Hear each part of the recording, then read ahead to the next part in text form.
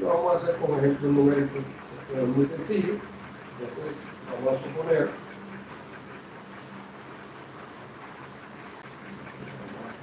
que tenemos un talud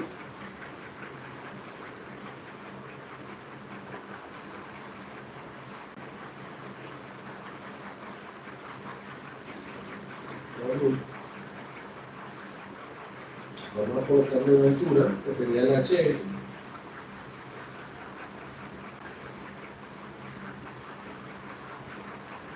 Estamos colocando una HS de 6 metros. ¿Sí? Vamos a suponer que tenemos la zapata acá y que la altura del explante, o sea, la profundidad de apoyo del talud de eso es, para no enredarme mucho, voy a colocarla acá, igual a 1 metro. El beso F, lo tenemos acá, vamos a poner que el beso F es de 2 metros, y que el ángulo beta de inclinación del talud, colocarla acá, el beta es de 40 grados.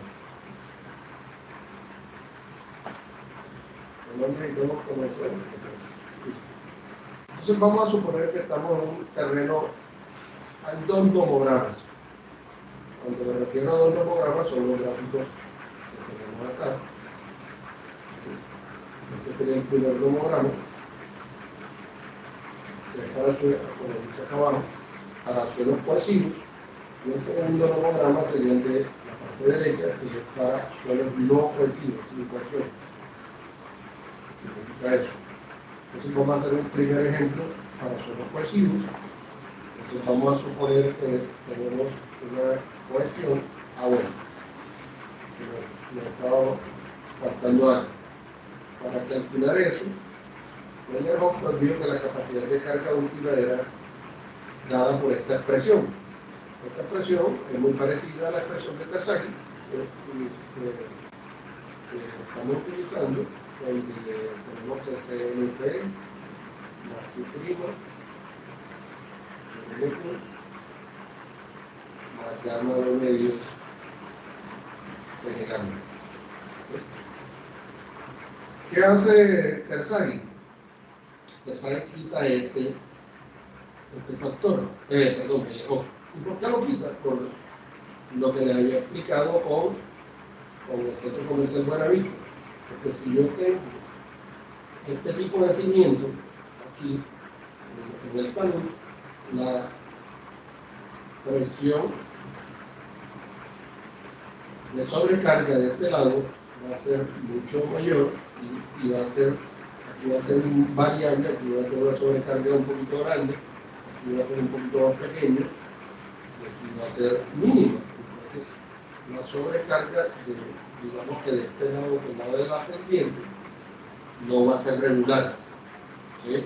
Entonces, para evitar esta diferencia que hay entre esta sobrecarga de este lado y esta sobrecarga de este otro lado, esa descompensación de Terzaghi, Meyerhoff decide anular ese término dentro de la capacidad de carga.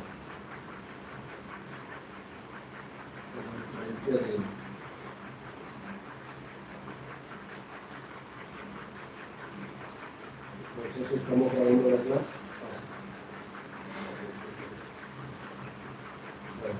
Por esa razón, Meyerhoff elimina ese término. Entonces, este término que tenemos aquí. Entonces nos queda esa capacidad de carga, lo que hace es colocarle este otro subíndice Q a los valores de capacidad de carga, que lo que van a denotar es que son de talud. No es un terreno totalmente plano, sino que un talud. Lo mismo. Esta es una notación común, se puede decir el basement foundation, o sea, la base de la cimentación. La Q es la que está indicando el talud.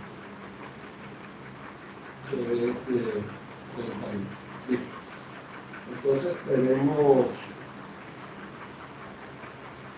tenemos esa condición, una condición parecida a la que tenemos aquí, con suelo cohesivo.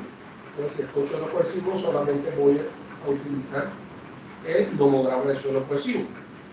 Pero entonces, si tengo un suelo cohesivo, tengo que determinar, bueno, vamos a darle valores primero. Entonces vamos a decir que tenemos una ecuación de 40 kilonewton por metro cuadrado, ¿sí? Que tenemos un peso unitario de ese calor, hacemos los valores cerrados para que podamos hacer el cálculo de 20 kilonewton por metro cúbico, ¿sí? Y que el ángulo de fricción es 0 grados. Esa es la condición de nuestro suelo. Entonces, como es un suelo cohesivo, ¿sí? Su comportamiento es corto, es ser una línea que me va a definir un valor de acceso de 40 kilómetros por metro cuadrado. Entonces, en este caso, el phi es 0. Entonces, vamos a tomar eso como un suelo cohesivo y vamos a calcular algo que se llama el número de estabilidad. Este valor que tenemos aquí es. Entonces, si el valor de BF es menor que el de H sub S, N sub S será 0. Entonces, comparamos el valor de B sub F2, ¿sí? Y el valor de HS es 6 metros. ¿Sí? Eso quiere decir que se cumple esa primera condición. BF es menor a H sub S. Entonces nuestro número de estabilidad será 0. Entonces el primer paso sería determinar el número de estabilidad con base en esta relación que tenemos acá. Entonces determinamos que nuestro número de estabilidad es 0. Una vez determinado eso, nos vamos al nomograma. El nomograma nos muestra acá otras relaciones. Entonces lo segundo será determinar cuánto es la relación de su F sobre su F. ¿Listo? Entonces tenemos que de su F es 1 metro y de su F son 2 metros. Ese valorcito, o sea que sería 0.5. Si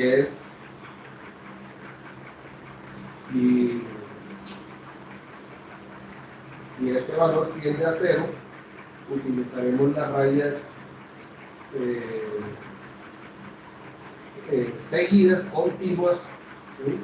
Si ese valor tiende a 1, utilizamos la línea segmentada.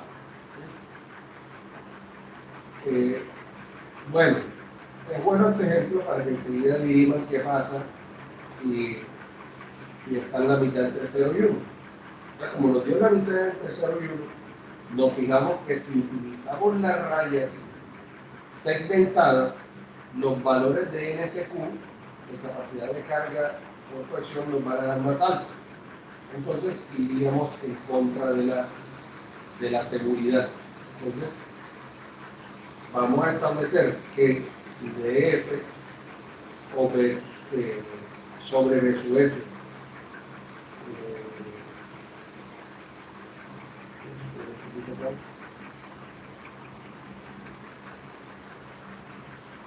vamos a establecer enseguida.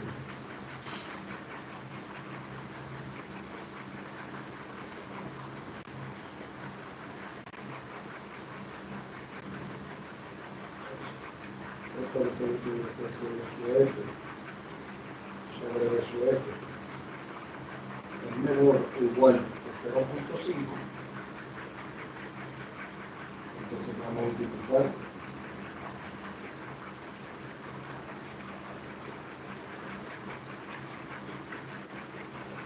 al revés.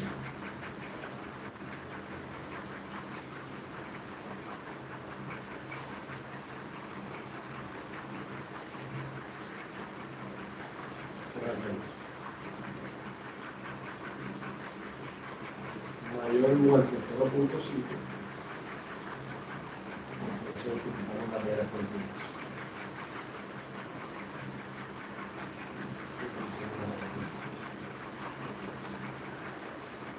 Entonces, señores, una vez definido que vamos a utilizar las rayas continuas, lo que hacemos es entrar con el valor de la inclinación. La inclinación es 40 grados, el valor que tenemos aquí, y como el valor de D sub F entre D sub F es 0.5, entonces nosotros ascendemos con 40, aquí sería el valor de 1, aquí sería el valor de 0. Profe, no se le entiende casi, profe. No, mentira, el número de estabilidad es 0. Entramos con 40 grados, vamos con 40 grados y un número de estabilidad es 0. Hemos determinado el primer paso. Y entonces, acá venimos y leemos el valor del NSQ. El valor del NSQ, si este valor es 2, hasta 4 está dividido en 1, 2, 3, 4 segmentos. Quiere decir que cada segmento es 0,50. Aquí sería 2,50, aquí sería 3, aquí sería 3,50. De manera que el valor del NSQ, que sería el tercer paso, el valor que determinamos del NSQ, sería aproximadamente 3.75. Suponiendo que está en la línea del 3.5. El primer paso determinamos el número de estabilidad. El número de estabilidad nos dio 0 porque B sub F es menor que H sub F. En el segundo paso determinamos el valor de la relación de sub F sobre B sub F. Nos dio 0.5. Entonces, para ir del lado de la seguridad vamos a tomar, en vez de las líneas segmentadas, las líneas continuas, y entramos al nomograma, que es el paso 3, con colocando aquí la función de beta y de el número de estabilidad. Vamos aquí con 40 grados que es el beta, cortamos el número de estabilidad que es 0 y leemos el valor aquí del NSQ. Entonces ya tenemos que el NSQ es 3.75. Entonces nos vamos a la ecuación. Como en la ecuación se emplea variaciones cohesivos en esta parte de la ecuación y variaciones friccionantes de esta parte. Entonces, nuestra parte de la ecuación que vamos a emplear es esta. Y esta, cuando el phi es 0, acuérdense que el N gamma es 0. El phi es 0. Habíamos dicho que el valor de NQ es 1, que aquí no aparece por ser teta lunes, y que el valor de N gamma va a ser igual a 0. Entonces, este término se hace 0 para su perfil. De manera que la cuarto que vamos a hacer es calcular la capacidad de carga. Nuestra capacidad de carga Q 0 o Q va a ser igual al valor de la cohesión, que es 40 kN metro cuadrado, multiplicado por el valor del NSQ, que es 3.5. ¿Cuánto nos da eso? 123.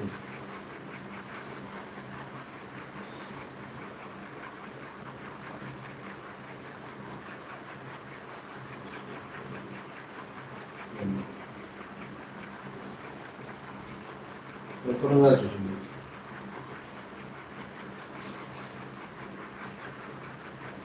150.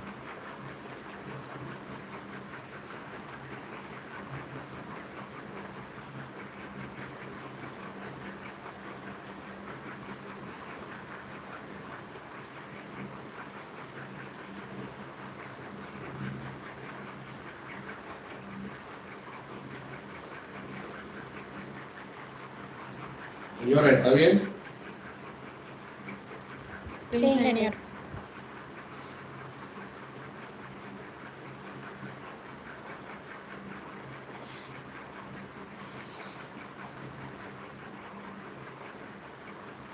Hola.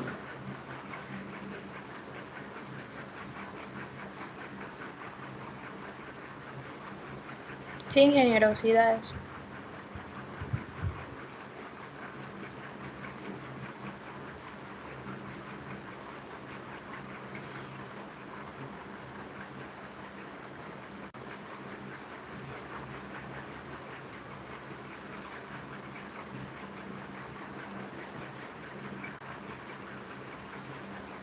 O sea que no me he movido toda la clase.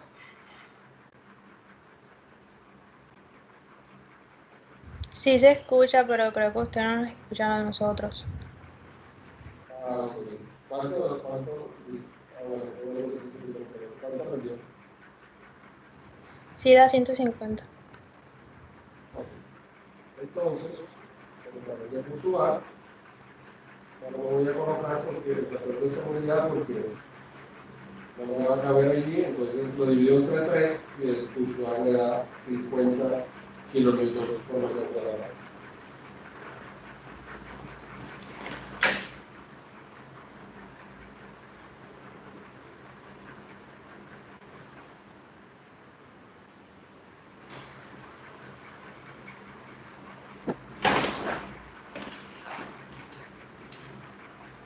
¿Quedó claro cómo son los memorables?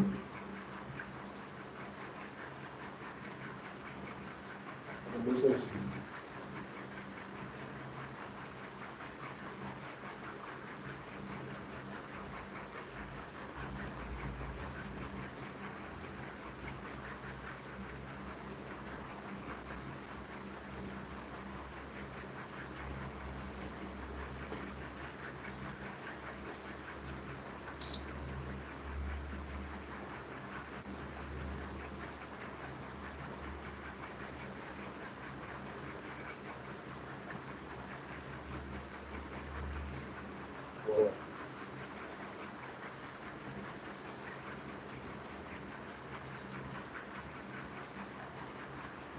Voy a hacer uno ahora para suelo arenoso. Ese no puede estar programado.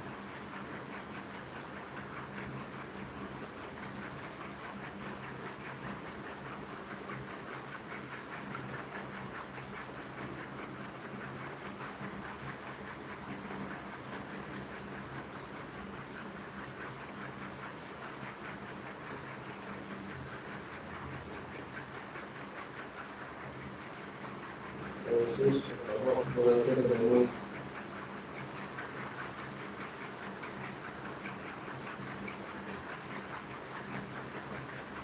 un cambio de 30 grados. Colocando un intermedio. 30 grados. Tenemos un ángulo de fricción de 36 grados. Ojo a eso. Para que un talud arenoso sea estable,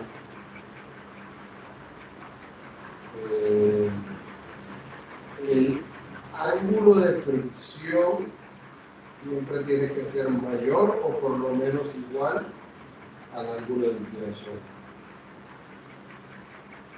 para taludes arenosos.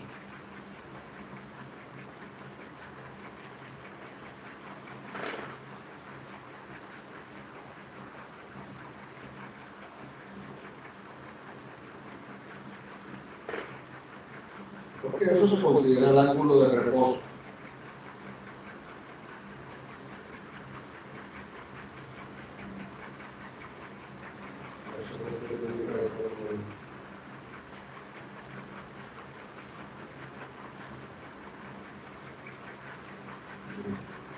¿Me estás oyendo?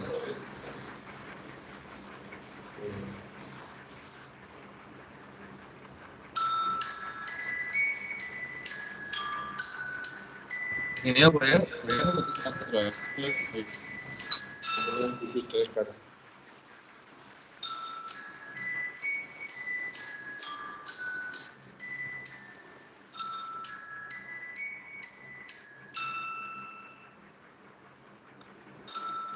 Ahora sí me escucho. Ok, chicos, ¿me escuchan? Sí, ingeniero. Ok. Entonces, les decía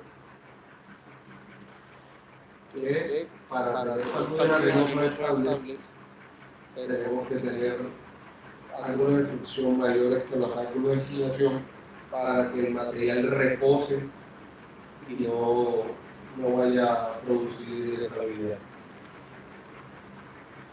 Bueno, entonces vamos a suponer que tenemos alguna fricción de 36 grados y un peso unitario ahora de 18 kilogramos. Ese es el material que nosotros vamos a tener conformado en la cámara.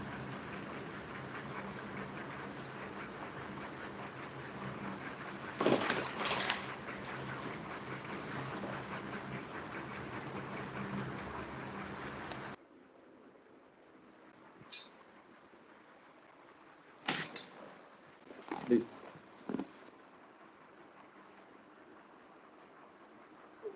Entonces, para calcular la capacidad de carga, ya sabemos que ahora vamos a utilizar esta otra parte de la ecuación, que es la de la fracción arenosa, de nuestra capacidad de carga,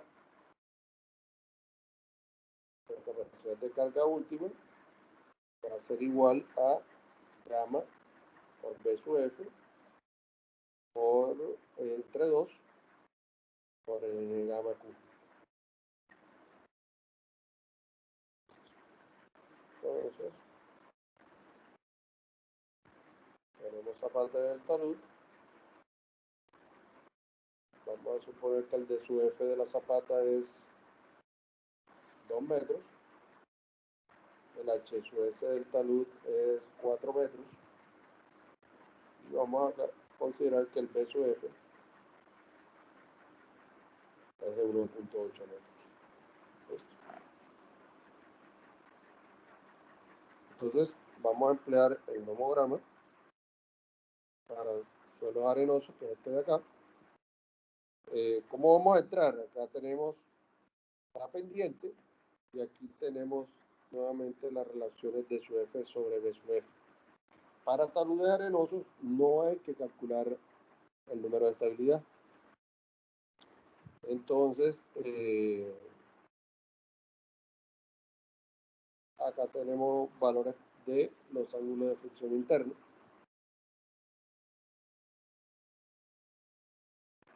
Entonces, primer paso sería calcular D sub F sobre B sub F. En este caso, D sub F es 2 metros, B sub F es 1.8. ¿Cuánto nos da eso? 1.1. Eso quiere decir que vamos a utilizar las rayas segmentadas. Una vez utilizadas, sabemos que vamos a utilizar las rayas segmentadas.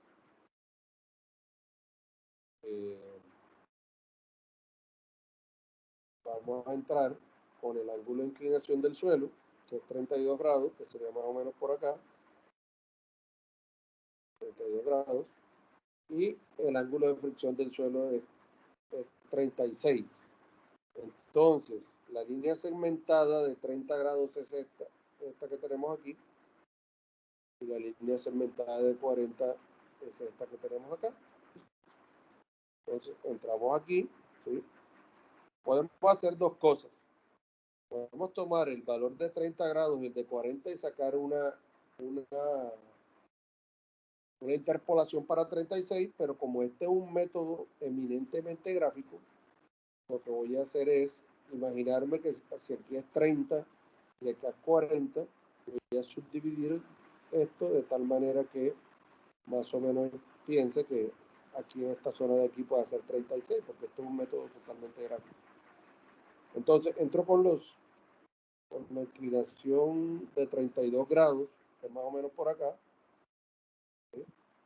Corto aquí entre 30 y 40, más hacia 40, que es 36 el ángulo de fricción, y voy a leer acá al frente el valor de mi NSQ. Y este valor es 50, este sería 75, digamos que el NSQ, voy a colocarlo acá, me está dando un valor de 55. Es un poquito mayor. ¿Listo? Y lo tercero que tengo que hacer es aplicar la fórmula. Entonces sería el valor de gamma, que es 18 kilonewton por metro cúbico, multiplicado por el B sub F, que es 1.8 metros, dividido por 2, y multiplicado por el valor del NSQ, que es 55. Eso nos daría el valor de Q sub 0. ¿Cuánto da eso?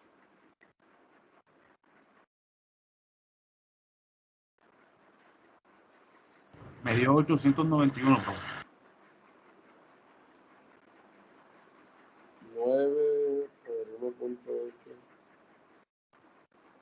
16, 20, sí, más o menos. ¿Está bien? ¿800 qué? 41. 91, profe. 91. 91. 91. Cerrado. Sí, ingeniero. Entonces ese es mi valor de Q sub 0. Ya sabemos entonces ahora que 891 lo dividimos entre 3, nos da el valor de Q sub A. Ese 3 es el factor de seguridad. Eso nos da que 287. 297. 297 kilonewtons. Será el valor que le podemos colocar a eso. Como vemos, en estas ecuaciones la capacidad de carga se restringe mucho. ¿Por qué? Porque estamos quitando el valor del Q'. Estamos quitando. Y además, los valores de NSQ y los valores de N gamma Q son valores inferiores a los valores que calculamos con las ecuaciones de Meyerhof, es decir, con el valor del NC y el valor del N gamma. ¿Listo? Son muchos valores. Entonces, se restringe la capacidad de carga cuando tenemos una zapata en un talud. Siempre se restringe la capacidad de carga de una zapata cuando estamos en un talud, porque el terreno no es totalmente horizontal y entonces la sobrecarga no es igual de ambos lados, no es equivalente a ambos lados. Voy a hacerles otro ejercicio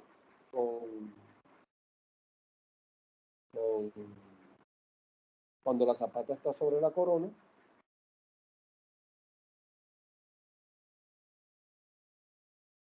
Así sepan cómo manejar todos los tomogramas, que sería esta condición que tenemos acá.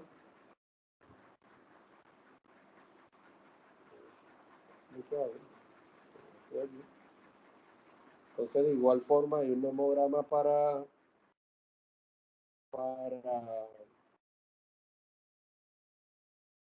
suelos cohesivos, de acá, y un nomograma para suelos no cohesivos, que es este de acá.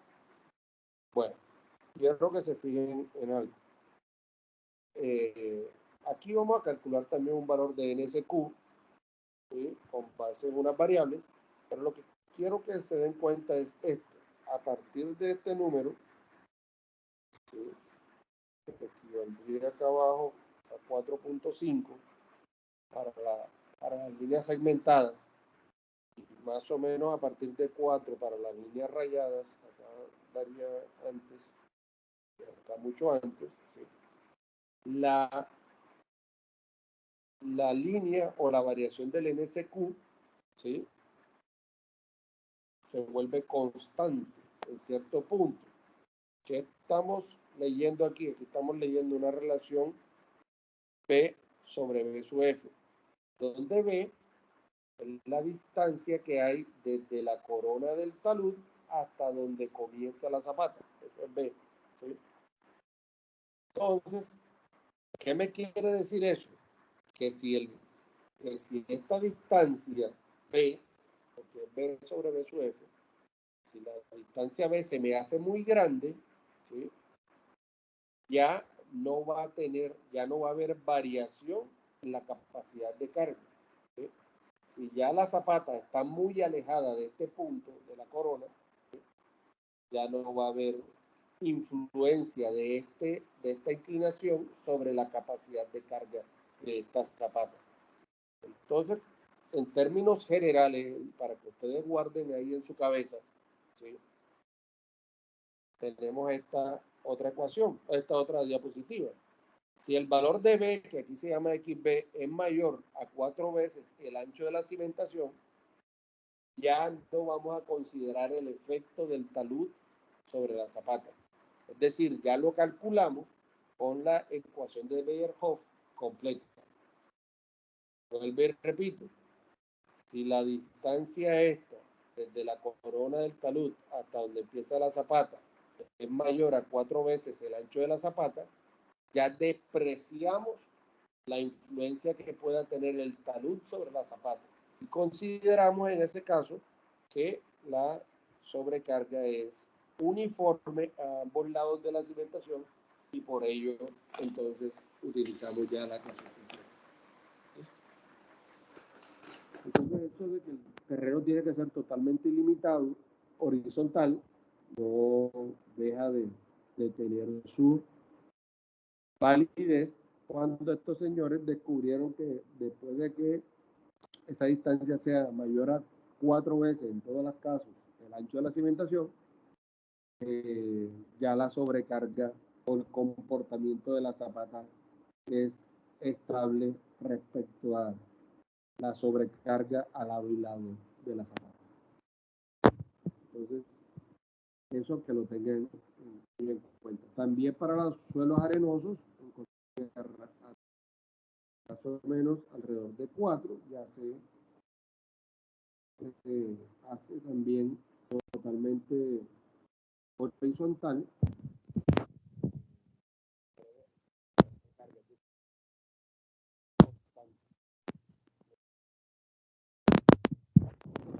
Ya hay que emplear la Ingeniero, no se le está escuchando. No se le está escuchando. ¿Y ahora?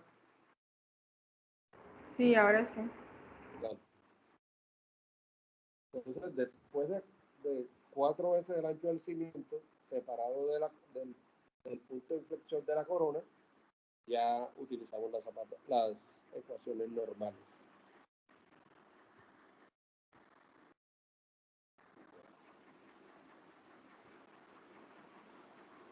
Entonces, hagamos un ejemplo para esto también.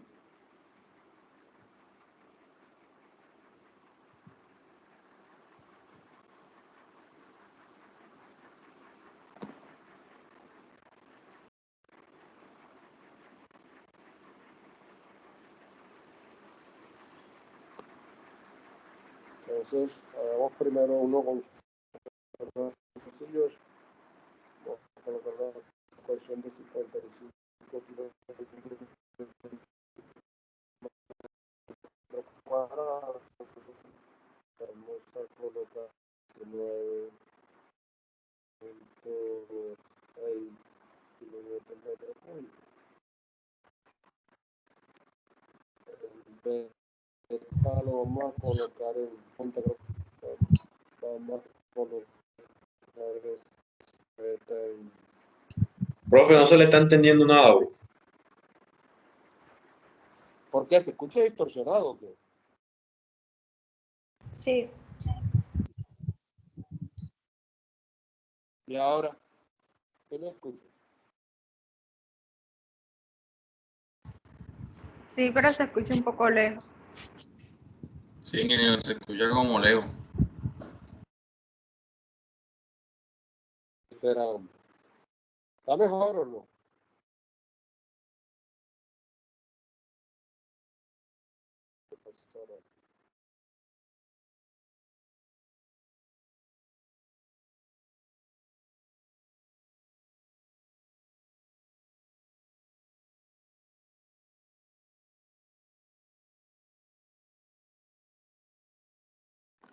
Ahora sí me cambio de sitio a ver si mejora la recepción.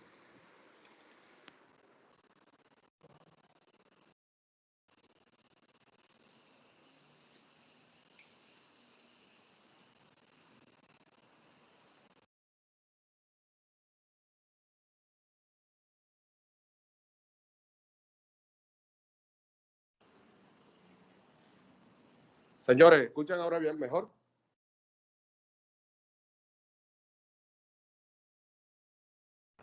Sí, ingeniero. Vale, vale.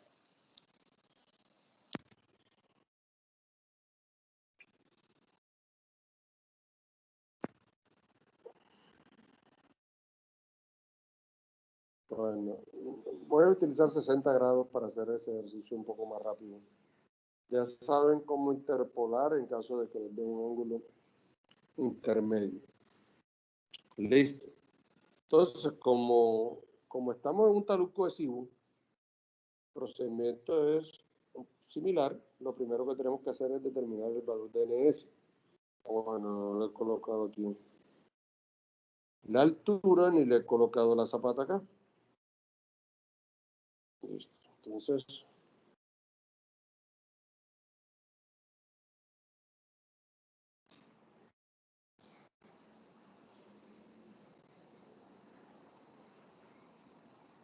vamos a colocarle 2 metros.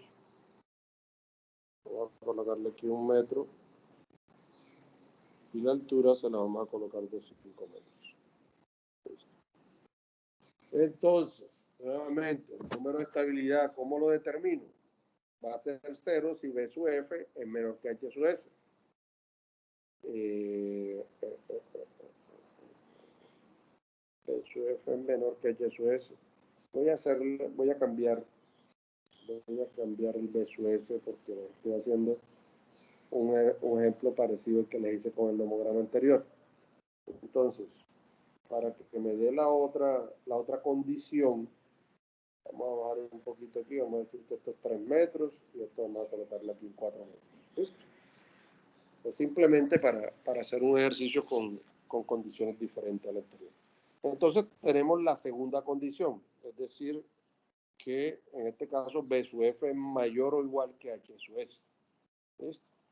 Entonces en ese caso, el valor de NS tenemos que calcularlo, como dice ahí, como gamma por H sub S sobre el valor de la ecuación, o C, o ecuación no drenada que estamos utilizando en este caso.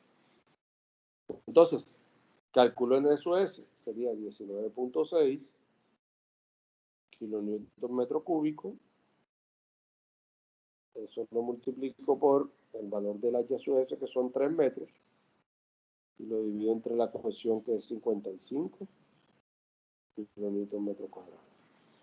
Y ustedes, por favor, me hacen esa división y me dicen cuánto da.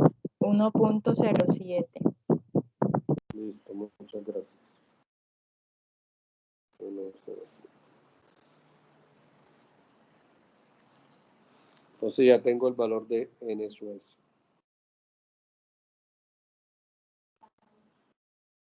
Ahora voy acá. Ya sabemos que el segundo punto que necesito hacer es calcular la relación entre D sub F y D sub F. Entonces, D sub F dijimos que era 1 metro, y D sub F dijimos que era 4 metros. Eso me da 0.25, cosa que va a tender a 0. Si va a tender a 0, tengo que utilizar líneas seguidas. ¿Listo? Las líneas seguidas. ¿Listo? Este valor de 1.07 de N sub S lo voy a aproximar a 1 porque está muy lejos. Uno, porque no hay. Y segundo, porque establecer un 1.07 ahí sería bastante difícil. Entonces, el tercer punto, o utilizo el valor de B sobre B sub F, y el número de estabilidad dio 0, pero el número de estabilidad es diferente de 0. O sea que tengo que utilizar la relación B sobre H sub S. Ah, ok. No había colocado el valor de B. Ya lo colocamos.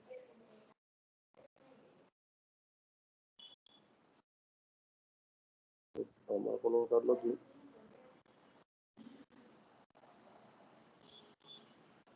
El valor de B vamos a decir que es 3 metros. Se me había olvidado colocarlo. Entonces, como N sub S es diferente de 0, que es lo que me dice el nomograma acá abajo, Entonces calculo la relación B sobre H sub S.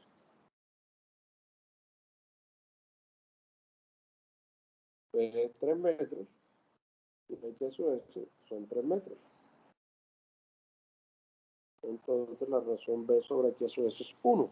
Aquí tengo la relación 1. ¿Sí? Y con este valor de 1, ¿sí? Y sabiendo que tengo que utilizar, ya se me olvidó, líneas continuas, ¿sí? Con valor de número de estabilidad de 1, pero tengo líneas para 0 y para 2, no tengo para 1, entonces tengo que hacer una interpolación.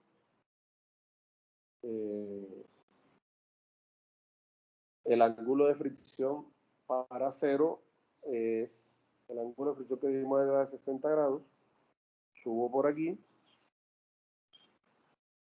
y el valor de 0 está aquí, lo corto aquí, digamos que me da como 480. Sería el NSQ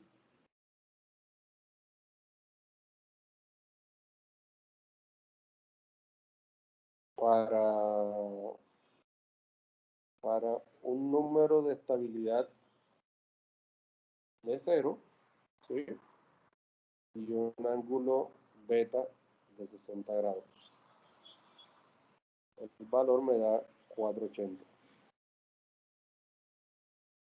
Y para un número de estabilidad de 2 y un ángulo de 60 grados, ¿sí? Entonces estas serían las líneas de 2, me cortaría 60 grados aquí, que es esta línea de aquí, ¿sí? Y encontraría que el valor del NSQ sería 3 para el número de estabilidad de 2. Para el número de estabilidad de 0 sería 4.8. Como el valor que quiero tener es el de 1, o si quiero le pongo 1.07, entonces yo puedo decir lo siguiente. Si los valores de NSQ varían de 480 a 3, es decir, varían 1.8, varían 1.8, entre valores de número de estabilidad entre 0 y 2, que la variación es de 0 a 2, la variación es de 2, ¿sí? Entonces, si esa variación no es de 2, sino que es de 1.07, ¿sí? ¿Cuánto sería el valor del NSQ? Vuelvo y repito. La variación del NSQ entre 0 y 2, 0 y 2, de número de estabilidad, que me daría una variación de 2, ¿sí? En esa variación el NSQ varía de 480 a 3, ¿sí? O sea que la variación es 1.80. Entonces, varía en 1.8 que cambia el NSQ, varía el número de estabilidad 2. Entonces, yo no quiero llegar de 0 a 2, quiero llegar de 0 hasta 1.07, que es el valor que me dio de mi número de estabilidad. Entonces, quiero saber cuánto es esa variación. Entonces, yo digo que X va a ser igual a 1.8 por 1.07 sobre 2. Entonces, el valor de X, ¿da cuánto? 0.96. 0.96.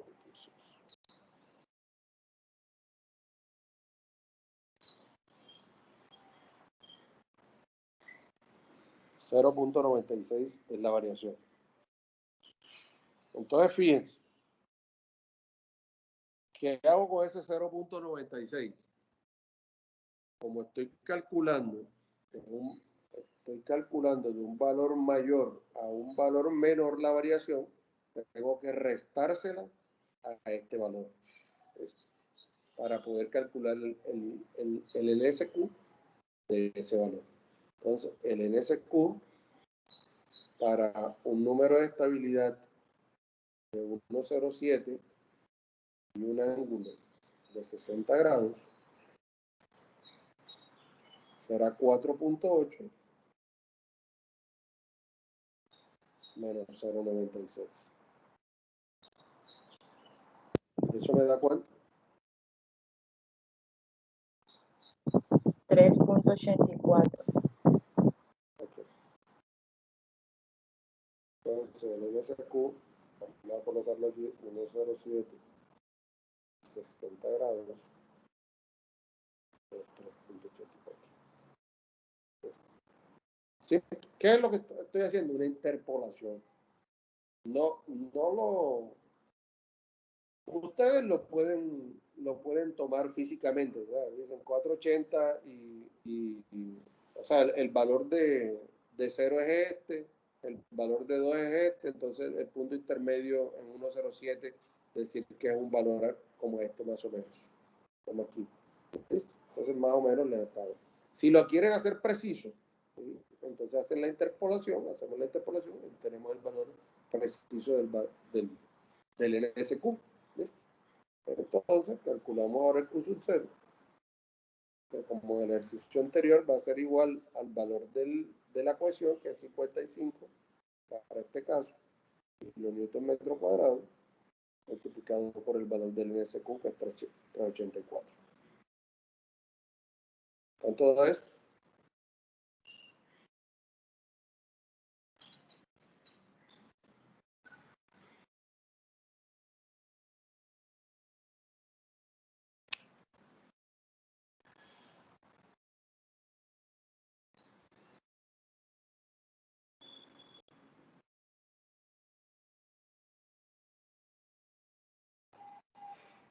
No todos al mismo tiempo. ¿Cuánto le dio? 211,2. 211,2. Entonces, el valor de Q sub A, que es el admisible, sería 211.2 kilonewton metro cuadrado dividido entre 3. 70.4. Y esa sería la capacidad admisible de ese cimiento que tengo ahí. 70.4 kilonewton por metro cuadrado.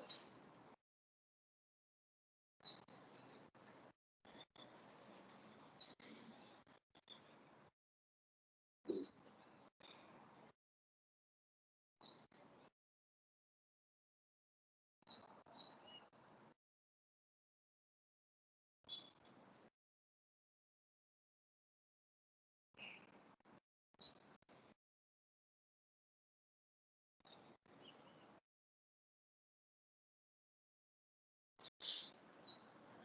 Hagamos un último ejercicio.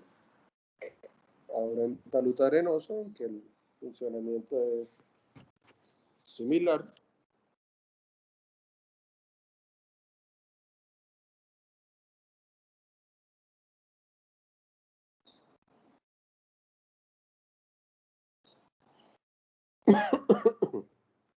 Vamos a hacer este ahora con 40 grados.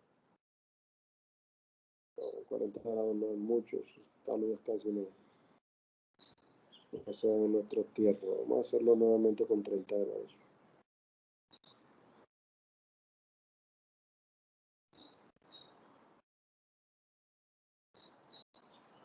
Vamos a suponer que tenemos un FI de 40 grados,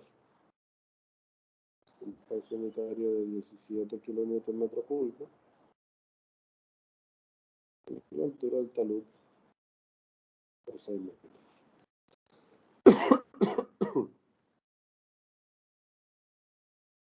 Para el cimiento, aquí, todas las condiciones, vamos a colocar que de su F es igual a 2 metros. De su F es igual a 3 metros. Y creo que tenemos todo. Entonces, para este tipo de taludes, lo primero que tenemos que hacer es calcular el DSUF sobre BSUF, que tendríamos que sería 2 metros entre 3 metros. Eso nos daría 0.67 ¿sí? Y 0,67 tiende más hacia 1, entonces utilizamos líneas segmentadas.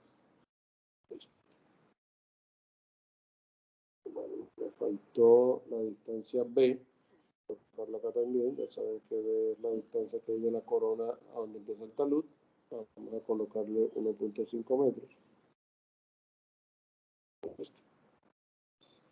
Y entonces lo segundo que vamos a hacer es calcular la relación B sobre B sub F. Sería 1.5 metros dividido entre el B, que son 3 metros. Esto nos daría 0.5. Listo. Ya sé que tengo que utilizar líneas segmentadas y que tengo que irme aquí en la relación B entre B sub F por 0.5. Listo. Entonces, líneas segmentadas con un ángulo de 30 grados. Este que está aquí. Corto la línea de 30 grados y leo aquí mi valor de NSQ. ¿Cuánto sería? Está dividido como 25 a 50, 30. Digamos que unos 32.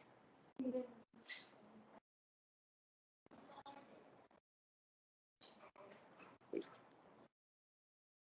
Entonces, lo cuarto sería aplicar la ecuación. Q sub 0 va a ser igual a gamma S sub F medios por NSQ. Entonces, Q sub 0 va a ser igual al gamma, que es 17 kilonewton metro cúbico, por el B sub F, que son 3 metros, todo eso sobre 2 y multiplicado por el NSQ, que es 32.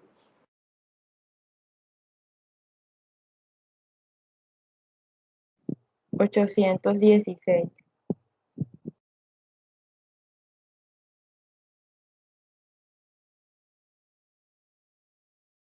El valor de Q sub A, que sería 816 entre 3,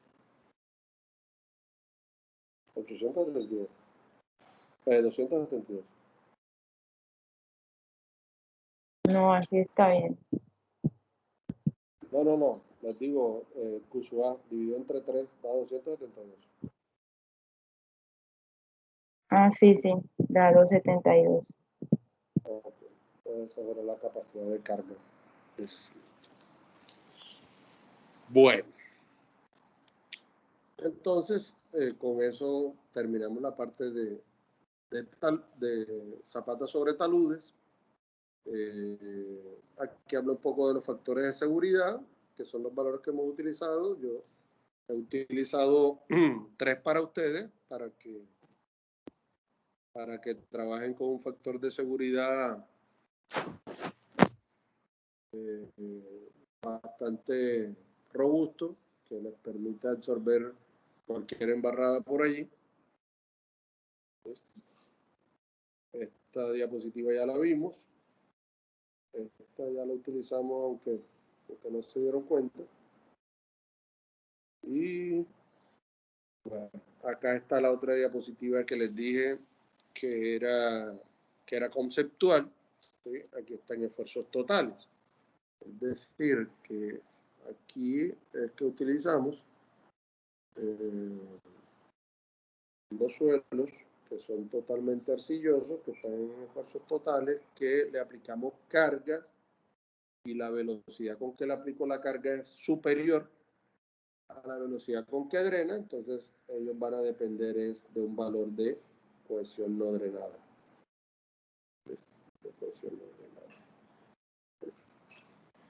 Entonces, en ese caso, el ángulo de fricción será 0. ¿Sí? El valor de N gamma es 0, el valor de NQ es 1, y el valor de NC toma unos valores de 5.14 o 5.7. 5.7 para zapatas corridas y 5.14 es para zapatas cuadradas. ¿Listo? Entonces, con base en eso, tenemos toda la ecuación. Aquí tenemos el primer término que sea. Aquí fíjense que está el valor de 514. O coloquen este valor para zapatas rectangulares, este que tenemos acá. ¿Listo? Mientras que aquí el valor de NQ se hace 1, el valor de los factores, como ya se los había dicho anteriormente, se hace 1. ¿Sí? Y el valor del N gamma se hace 0, entonces este término se hace 0. Entonces solamente van a quedar este término de la ecuación y este término de la ecuación que viene reducido a Q' apenas. De manera que la capacidad de carga va a ser igual a CNC por los factores SC, DC,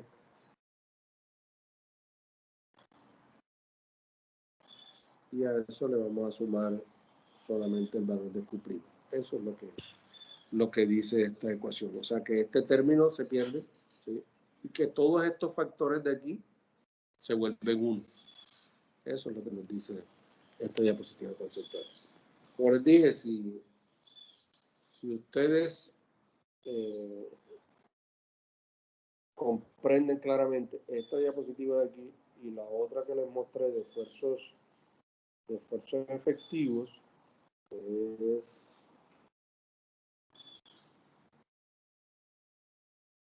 esta de acá, ¿sí? Esas dos diapositivas, la número 27 y la número 32, digamos que está la conceptualización de toda la capacidad de carga. Esta diapositiva 33 que tenemos aquí es importante por dos razones. La primera fue que el señor Skempton determinó que el valor de NC variaba en función de la geometría de la cimentación y de la profundidad a la cual coloquemos la cimentación. Entonces él no se quedó con lo que dijo Terzaghi, del valor de 5.14 para zapatas cuadradas y el valor de 5.7 para zapatas corridas, sino que él dijo, no, a cada uno según su geometría le voy a colocar su valor de NC. Y fue uno de los aportes que hizo Skempton a la capacidad de carga, ¿sí? Por eso ese factor se refleja aquí. Este es el factor de Skempton que tenemos aquí. Una capacidad de carga. Lo que les estoy mostrando es cómo fue evolucionando la cosa. Pasamos de Terzaghi, que tenía 4 ecuaciones, a Meyerhoff, que las colocó en una sola, ¿sí? Y después Skempton dijo, no, pero en ese no me lo pueden decir ustedes dos que apenas es 5.14 o 5.7. ¿No?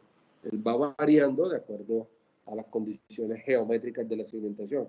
¿Y cuáles son las condiciones geométricas? El ancho, el largo y la profundidad. Eso es una de los avances que hizo Skempton. El otro es que si yo tengo una cimentación redonda, cuadrada, perdón. Si yo tengo una cimentación cuadrada, después esta relación Z sobre B, si la profundidad se va haciendo muy grande respecto al ancho, entonces el factor va, es decir, si yo la zapata que tengo la voy colocando cada vez más profunda dentro del suelo, ¿sí? El factor NC se me va haciendo constante, ¿ya? Y se me va haciendo constante en un valor igual a 9, ¿sí? Este es el valor de 8, este es el valor 10, este es el valor 9, ¿sí? Entonces, para zapatas muy profundas, o para cimientos, mejor, para cimientos muy profundos, ¿sí? el valor del NC va a ser 9. Por eso, la otra semana, o la próxima clase, que ya vayamos a ver piloto, mejor que la otra semana, ¿sí?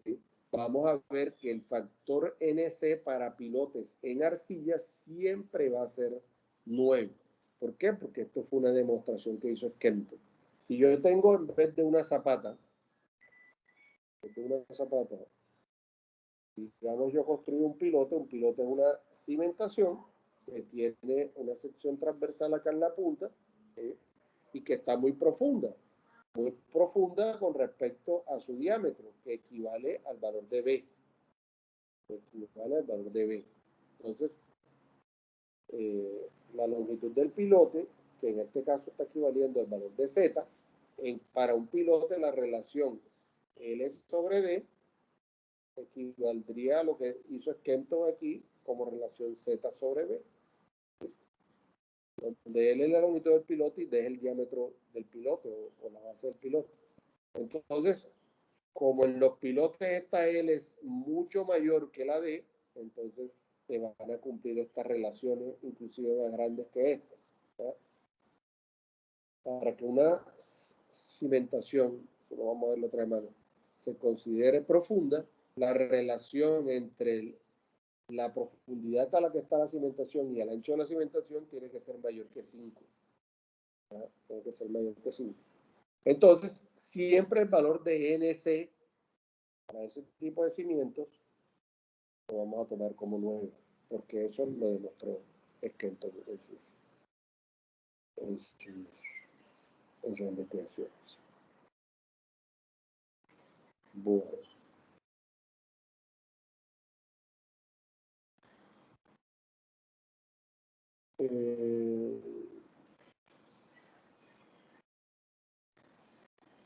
De aquí me interesa también, esta diapositiva, esto es una prueba de capacidad de carga que ya se la he explicado en otras ocasiones. En cambio, esto no les había hablado. Esto se llama capacidad de extracción. Hay algunos cimientos, como por ejemplo las torres, ¿sí?, que tienen cimentaciones individuales, ya se las he explicado en algunas ocasiones. Tengo una torre, un elemento esbelto aquí, cuando hay viento, entonces esta torre va a hacer esta deformación en este sentido. Si se deforma en ese sentido, esta zapata se va a comprimir mucho, esta de pronto no le va a pasar nada, pero esta zapata de aquí va, en vez de comprimirse, lo que va a traccionarse. ¿Sí? Entonces, como vemos que está en el suelo, lo que va a hacer el viento sobre esta cimentación es que va a tratar de que esta zapata se salga del suelo. Entonces, para ello hay que calcular una capacidad de extracción. Esa capacidad de extracción la calculamos con esta formulación que tenemos aquí. Fíjense que es última, o sea que tenemos que meterle un factor de seguridad. El factor de seguridad en este caso no va a ser un factor de seguridad de 3, ¿sí?, porque está una condición, en este caso una condición temporal. ¿Sí?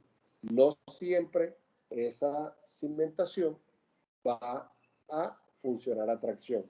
Eso pasa mucho también con las bodegas. ¿Sí?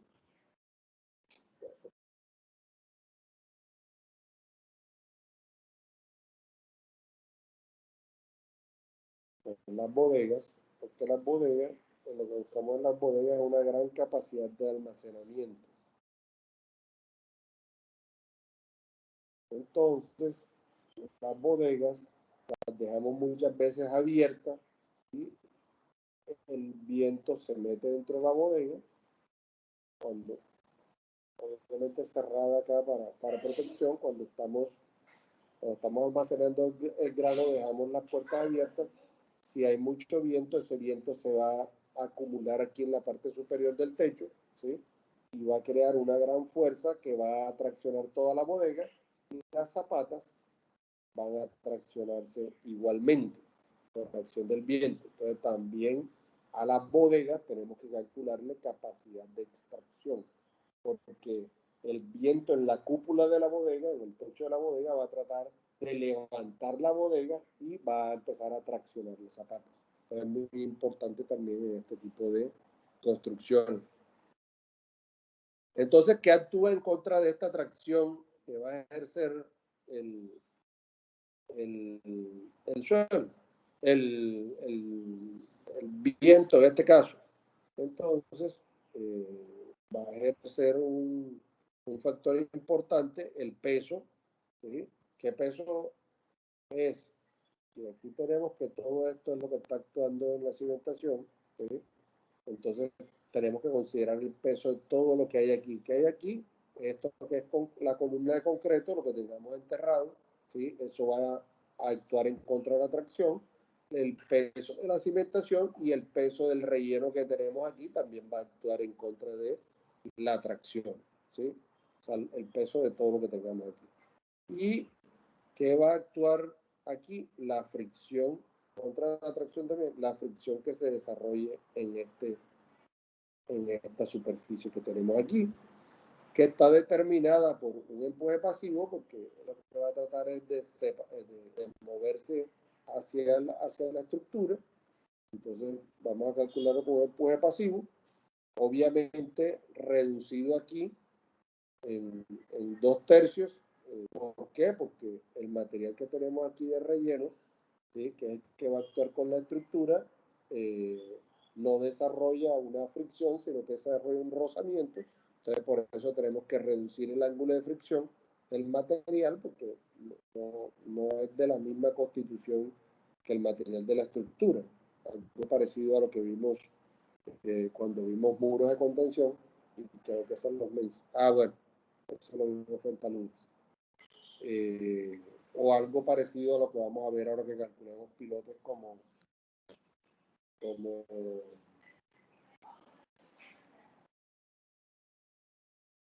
rozamiento para los suelos friccionantes y como adherencia para los suelos flexivos. Entonces, por eso castigamos un poquito el ángulo de fricción aquí, porque este material de relleno es diferente al material de la columna. Y esto que tenemos aquí no es más que la sección transversal de la cimentación, si la cimentación es redonda o es totalmente cuadrada. Si es totalmente cuadrada, el pi desaparecería. Y por último tenemos un factor de forma, que ya sabemos que es 1 más 0.2 por B sobre L, que fue el que nos desarrolló por acá. Podemos utilizar ese, que fue el que nos desarrolló por acá el señor Kempton, que se los acabo de mostrar. Este factor de forma que tenemos aquí. Entonces, cuando vayamos a calcular elementos de esta magnitud,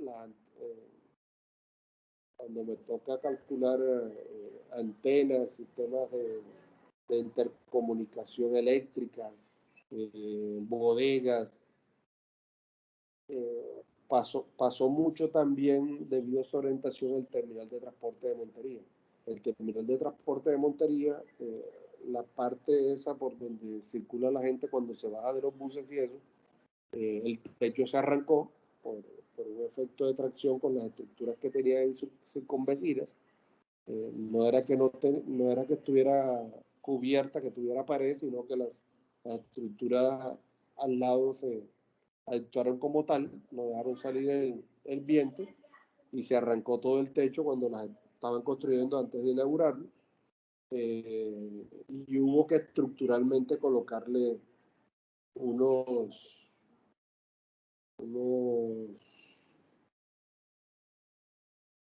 pernos adicionales en otro sentido para que esto no volviese a ocurrir durante el funcionamiento de la obra, y ha funcionado bien porque no se ha vuelto a levantar el techo de esos pasillos. Bueno, dejemos hasta aquí por hoy, y nos vemos el próximo miércoles, muchachos.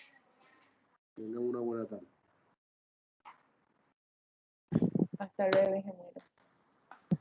Ay.